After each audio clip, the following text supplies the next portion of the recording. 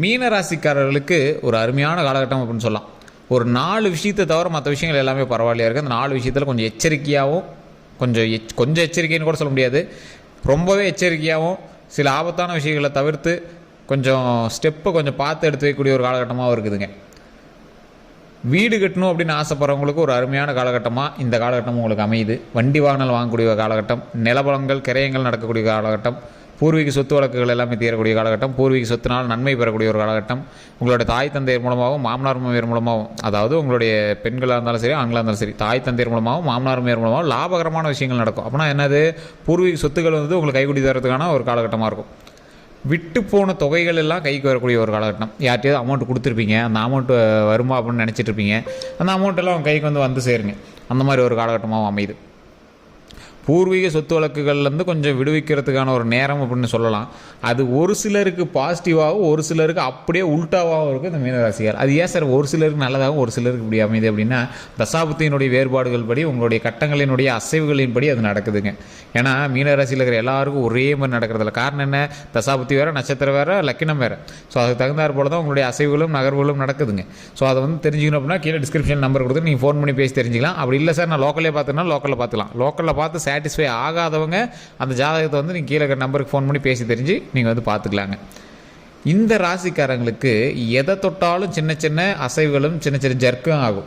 காரணம் என்ன, இந்த ராசிக்காரர்கள் எப்போ எதை பண்ணாலும் கொஞ்சம் கவனத்தோடையும் கொஞ்சம் நிதானத்தோடையும் பண்ணும் அப்படிங்கிற ஒரு காலகட்டம். ஆனால் இங்கே நிதானத்தோடு பண்ணுறதில்ல. ஏன், ஒரு படபடப்பு, ஒரு பரபரப்பு, ஒன்று புதுசாக பண்ணுறோம் அப்படிங்கிற ஒரு எக்ஸைட்மெண்ட்டில் நீங்கள் வந்து பண்ணிடுவீங்க.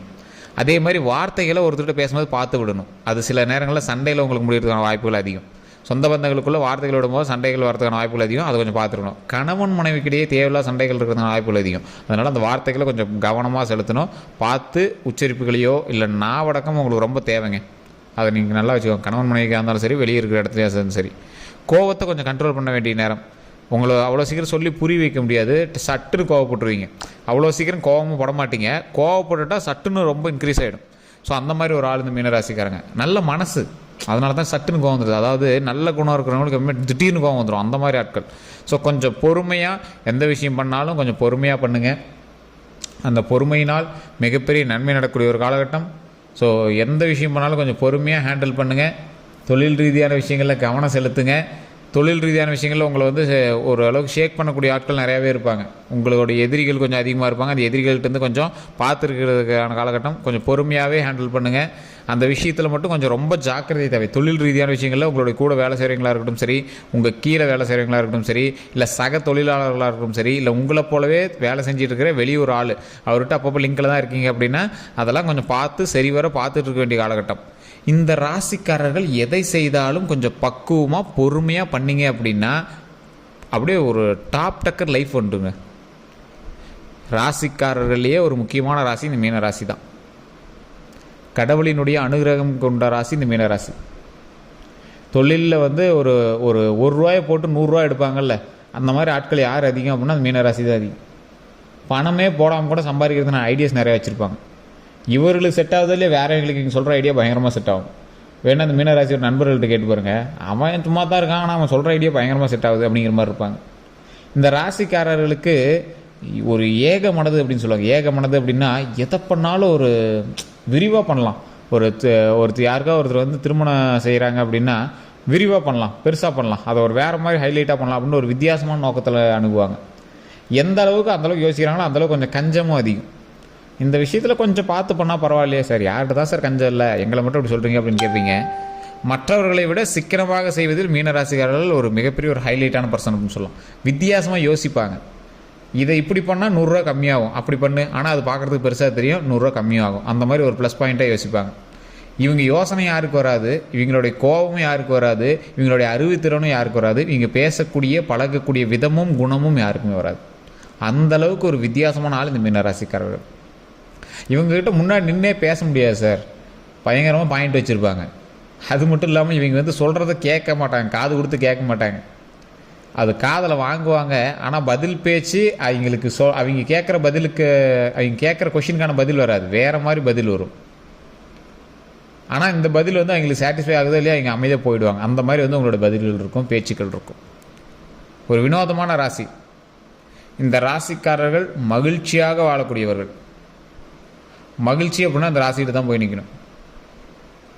இந்த ராசிக்கு வினோதமான ஒரு பழக்கமும் இருக்குது.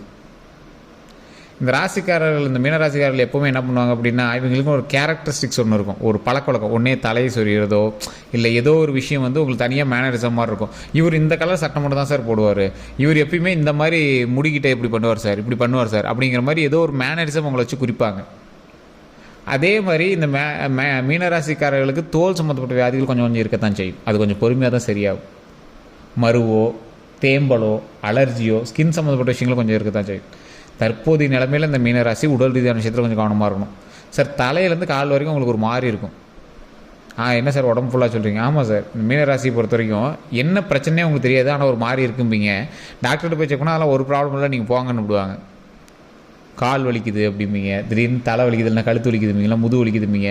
ஸோ இந்த மாதிரி ஏதோ ஒரு விஷயங்களை சொல்லுவீங்க, ஆனால் அது எல்லாமே சரியாயிடும், பெரிய இஷ்யூஸ்லாம் இல்லை. ஆனால் அது போய் டாக்டர்கிட்ட எதுனே தெரியல, இதெல்லாம் நார்மலாக தான் சார் இருக்குது, உங்களுக்கு ஸ்கேனே பண்ணி சார் நார்மலாக தான், இது ஒரு ப்ராப்ளம் இல்லைன்னு கிளம்புங்க சார் அப்படின்னு போய் வீட்டில் போய் வேலையை பாருங்கள் சார், ரெகுலர் ஒர்க்கை பாருங்கன்னு விடுவாங்க. ஆனால் வலி உங்களுக்கு மட்டும் தான் தெரியும். அந்த மாதிரி விஷயங்கள்லாம் நீங்கள் வந்து கொஞ்சம் கவனமாக இருக்கும். கால் சம்மந்தப்பட்டது, எலும்பு சம்மந்தப்பட்ட விஷயங்கள் உங்களுக்கு கொஞ்சம் ஜாக்கிரதையாக இருக்க வேண்டிய நேரம் தான். அதே போல் தூக்கமின்மையிலேருந்து கொஞ்சம் தப்பிச்சு வந்துடுங்க. தூக்கமின்மை இருந்துச்சு அப்படின்னா சரி பண்ணிக்கோங்க. நல்லா தூங்கி எழுந்திருக்கணும், உடல் ஆரோக்கியமாக வச்சுக்கணும். செல்ஃபோன்ஸ்லாம் இருந்துச்சுன்னா தூக்கி தூர போட்டுட்டு நல்ல ஒரு மகிழ்ச்சியான ஒரு காலகட்டத்துக்காக நல்ல ஒரு யோகா பண்ணுங்கள். மைண்டு ஃப்ரீயாக வச்சுக்கோங்க. தேவையில்லாத டென்ஷனை மைண்டுக்குள்ளே கொண்டு வராதிங்க. மைண்டு ஃப்ரீயாக யோகாசனம் பண்ணுங்கள். தொழிலில் ஏதாவது பிரச்சனைகள் அப்படின்னாலும் அதை வீட்டுக்கும் தொழிலுக்கும் சம்மந்தப்படுத்தாதீங்க. அதை குடும்பத்தோடு வந்து லிங்க் பண்ணாதீங்க. குடும்பத்துக்கிட்ட பண விஷயங்களை பற்றி பேசாதீங்க. குடும்பத்துக்கிட்ட கொஞ்சம் வார்த்தைகளை பார்த்து விடுங்க. நட்போட்டாரங்கள்ட்ட கொஞ்சம் வார்த்தைகளை பார்த்து விடுங்க. சில வார்த்தைகளால் உங்களுக்கு பிரச்சனை வரதுக்கான வாய்ப்புகள் கொஞ்சம் அதிகமாகவே இருக்குது. ஸோ அப்போ அந்த வார்த்தைகளில் கொஞ்சம் கவனமாக இருந்துக்கோங்க. கொஞ்சம் பெரிய ஆளுங்க, அரசியல்வாதிகளோ இல்லை ஏதோ ஒரு பெரிய ஆளுங்கிட்ட தேவையில்லாத வம்போலக்கள் உங்களுக்கு வரதுக்கான வாய்ப்புகள் அதிகம். ஆள் கொஞ்சம் பெரிய ஆளாக இருப்பான், நீங்கள் போய் தேவையில்லாத ஏதோ ஒரு வேறு ஒரு ஒர்க்குக்கு போவீங்க. அதனால் தேவையில்லாத ஒரு வார்த்தையை விட்டு நீங்கள் வந்து மாற்றுற நேரம். ஸோ அந்த இடத்துல கொஞ்சம் கவனம் தேவை. ஸோ இந்த ராசிக்காரர்கள் எப்பொழுதும் பொறுமையாக சில விஷயங்களை செய்தால் நன்மை நடக்கும். அந்த பொறுமை எதை நோக்கி இருக்கணும்? அந்த பொறுமை உங்களுடைய ஒவ்வொரு நடவடிக்கையும் நோக்கி கொஞ்சம் பொறுமையாகவே நீங்கள் செஞ்சீங்க அப்படின்னா உங்களுடைய வளர்ச்சிக்கு அது மிகப்பெரிய படிக்கட்டாக அமையும். பொறுமை மட்டும் இல்லை அப்படின்னா உங்களை சீக்கிரம் வந்து சரிக்கிறதுக்கான நேரம் வந்து அதிகம். உங்களை சுற்றி உங்களோட சொந்த பந்தங்களே உங்களுக்கு வந்து நிறைய பேர் கொஞ்சம் உங்களை டவுன் பண்ணுறது தான் காத்துட்ருக்காங்க. ஸோ அந்த சொந்த பந்தங்கள்கிட்டருந்து நீங்கள் தப்பிக்கிறதே பெரிய விஷயம். அதை கொஞ்சம் உங்களுடைய கண்திஷ்டி பார்வைகள்லாம் கொஞ்சம் சரி பண்ணிக்கிட்டு நீங்கள் தொழிலோ அல்லது வீடு கட்டுறதோ எல்லாம் பண்ணிங்க அப்படின்னா ஆட்டோமேட்டிக்காக அமையும். இப்போ உங்களோட பாயிண்ட்டுக்கு வரேன். தொழில் செய்யணும் அப்படின்னு ஆசைப்பட்றவங்க புது தொழில்கள் அமைக்கிறீங்க அப்படின்னா அதீத முதலீடுகள் போடக்கூடாது. இந்த சமயத்தில் கூட்டு தொழில்கள் ஆகவே ஆகாது. உங்களுக்கு தற்போதைய நிலைமையில் கொஞ்ச நாள் கழித்து நீங்கள் வந்து ஜாதகம் பார்த்துரோட பண்ணிக்கலாம். தற்போதைய நிலைமையில் கூட்டு தொழில்கள் ஆகாது. ஏற்கனவே கூட்டு தொழில் பண்ணிட்டுருங்க அப்படின்னா சின்ன பண பிரச்சனைகள் வரதுக்கான வாய்ப்புகள் அதிகம். அதே மாதிரி நிலபலன்கள் வாங்குறதுக்கான காலகட்டம், வீடு கட்டுவதற்கான ஒரு நேரம் அமையுது. அது உங்களுடைய தனிப்பட்ட ஜாதகத்தோட்டையும் செக் பண்ணிட்டு தான் வீடு கட்டக்கூடிய யோகம் இப்போ இருந்தால் உங்களுக்கு வந்து நீங்கள் ஸ்டெப் எடுக்கலாம். கடன் வாங்கி கட்டினீங்க அப்படின்னாலும் ஆட்டோமேட்டிக்காக அமையும். ஆனால் அது உங்களோட தனிப்பட்ட ஜாதகத்தை வச்சு ஒரு டைம் செக் பண்ணிக்கோங்க. யோகம் இப்போ உங்களுக்கு இருக்குதா அப்படின்னு செக் பண்ணிக்கோங்க. வண்டி வாகனம் வாங்குறதுக்கான காலகட்டம் நல்லா அமையுது, ஒன்றும் பிரச்சனை இல்லை. திருமணத்திற்கான வாய்ப்புகள் உங்களுக்கு வாய்ப்புகள் அதிகமாகவே இருக்குது. குழந்தை பேருக்கான வாய்ப்புகளும் அதிகமாகவே இருக்குது. அதனால் அதுவும் கவலை இல்லை. திருமணத்திற்கு ஸ்டெப் எடுத்தீங்க அப்படின்னா வாய்ப்புகள் அதிகம். கொஞ்சம் பொறுமையாக எந்த விஷயம் பண்ணாலும் பண்ணுங்கள். மற்றபடி எந்த ஒரு இஷ்யூஸும் கிடையாது. இந்த ராசிக்காரர்கள் டாக்குமெண்ட் சம்மந்தப்பட்ட விஷயத்தில் கொஞ்சம் எச்சரிக்கையாக இருங்க. பேர் மாற்றுறது, ஒரு பேன் கார்டுக்காவது நீங்கள் ஒரு எரர்னாவது சரி பண்ணியிருப்பீங்க, ஆதாராவது ஒரு நம்பராவது லிங்க் பண்ணியிருப்பீங்க. இந்த காலகட்டத்தில் மீனராசி டாக்குமெண்ட்டில் பேர் மாற்றுறது, பட்டாவில் பேர் மாற்றுறது, பத்திரத்தில் பேர் மாற்றுறது, இந்த மாதிரி நிறைய விஷயங்கள் வந்து உங்களோட இதில் போயிட்டுருக்கு. அதை மட்டும் கொஞ்சம் எச்சரிக்கையாக பண்ணுங்கள். மற்றபடி எந்த ஒரு இஷ்யூஸும் கிடையாது. இந்த ராசிக்காரர்கள் குலதெய்வ வழிபாடு பண்ணியே ஆகணும். அதே மாதிரி எந்த கோயிலுக்கு போனீங்க அப்படின்னாலும் துர்க்கை அம்மன் இருப்பாங்க. துர்க்கை அம்மன்கிட்ட வந்து 2 நெய் விளக்கேற்றி துர்க்கை அம்மன் வழிபாடு கண்டிப்பாக பண்ணுங்கள். அதனால் மிகப்பெரிய நன்மை காத்துட்ருக்கு. துர்க்கை அம்மன் வழிபாடுனால மிகப்பெரிய நன்மை அடைஞ்சவங்க நிறைய பேர் இருக்காங்க. ஸோ கண்டிப்பாக அதை ட்ரை பண்ணுங்கள். 2 நெய் விளக்கேற்றி அந்த துர்க்கை அம்மன்கிட்ட வழிபாடு பண்ணுங்கள். ரொம்ப ரொம்ப நல்லது. ஓம் துர்க்கை அம்மனை போற்றி, ஓம் துர்க்கை அம்மனை போற்றி, ஓம் துர்க்கை அம்மனை போற்றி அப்படின்னு மறக்காமல் 3 டைம் அந்த சுற்றி வரும்போதும் சரி, அல்லது நீங்கள் எப்போயாவது வீட்டில் ஃப்ரீயாக இருக்கும்போதும் சரி, இதை உச்சரிச்சிட்டே இருங்க. ரொம்ப ரொம்ப நல்லது. துர்க்கை அம்மன் வந்து எப்பவுமே ஒரு பக்கத்துலேயே இருந்து அதை வந்து ஹெல்ப் பண்ணுவாங்க. ரொம்ப நன்மை தருவாங்க. உடல் ஆரோக்கியத்தை அதிகப்படுத்தி கொடுப்பாங்க. உடல் நல்லபடியாக வச்சுக்காங்க. நீண்ட ஆயுள் கொடுப்பாங்க. ஸோ துர்க்கை அம்மன் வழிபாடு மிகப்பெரிய ஒரு நல்ல ஒரு ராஜ வழிபாடு அப்படின்னு சொல்லுவாங்க. அரசர்கள் எப்பவுமே கோயிலை சுற்றி வரும்போது வழிபடுறதுக்காகவே பெரிய பெரிய தெய்வங்களோட சிலைகள் எல்லாத்தையுமே சுற்றி வச்சுருப்பாங்க. அதில் பெரிய தெய்வத்திலே முக்கியமான தெய்வம் துர்க்கை அம்மன். ஸோ சுற்றி வரும்போது துர்க்கை அம்மன் வழிபாடு பண்ணிட்டு நீங்கள் வந்து மற்ற விஷயங்கள் பண்ணிங்க அப்படின்னா மிகப்பெரிய நன்மை நடக்கும். போருக்கு போகும்போது துர்க்கை அம்மன் வழிபாடெலாம் அவ்வளோ நல்லது. உயிரை காப்பாற்றி கொடுக்கக்கூடிய அம்மன் துர்க்கை அம்மன். ஸோ அதனால் எப்போவுமே வந்து துர்க்கை அம்மன் வழிபாடு பண்ணுங்கள், ரொம்பவே நல்லது. வேறு எந்த ஒரு கருத்துக்கள் இருந்தாலும் மறக்காமல் கீழே டிஸ்கிரிப்ஷனில் ஃபோன் நம்பர் கொடுத்துருங்க. அந்த ஃபோன் நம்பருக்கு ஃபோன் பண்ணி பேசி தெரிஞ்சுக்கலாம். அதே மாதிரி நம்மளோட சேனலை சப்ஸ்கிரைப் பண்ணாமல் இருந்தால் சப்ஸ்கிரைப் பண்ணிக்கோங்க, பக்கத்தில் பெல் பட்டன் மறக்காமல் ப்ரெஸ் பண்ணிக்கோங்க. அதே மாதிரி இந்த ராசிக்காரர்கள் நம்மளுடைய சேனல் ஃபேஸ்புக்கில் பார்த்துருக்கீங்க அப்படின்னா கண்டிப்பாக ஃபாலோ பண்ணிக்கோங்க. உங்களோட நண்பர்களுக்கு பகிருங்க. உங்களுடைய நண்பர்களுக்கு யாருக்கு மீன ராசி இருக்குது அப்படின்னு கீழே வந்து மறக்காம கமெண்ட் செக்ஷனில் பார்த்துருங்க. உங்களோட ஃபேமிலியில் யாருக்கு வந்து மீன ராசி இருக்குது அப்படின்னு மறக்காம கமெண்ட் செக்ஷன்